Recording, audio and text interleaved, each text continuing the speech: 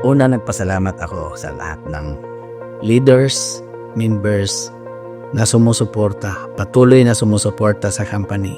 Ngayon, naka 1 year na tayo, pero hindi naging madali sa simula.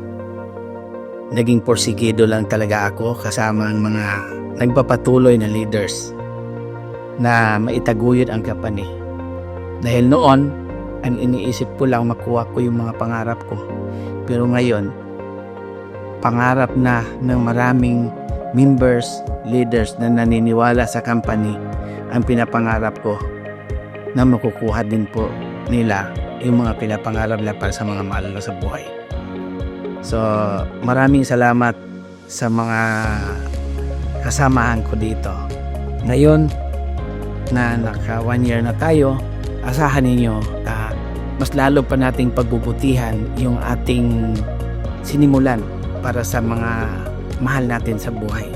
At ang good news ngayong 2025, mas in-enhance natin ang system, mas pinadali natin ang system sa ating social media marketing at ang kaabang-abang ngayong 2025 dahil papagandahin pa natin yung level ng ating mga bagong produkto.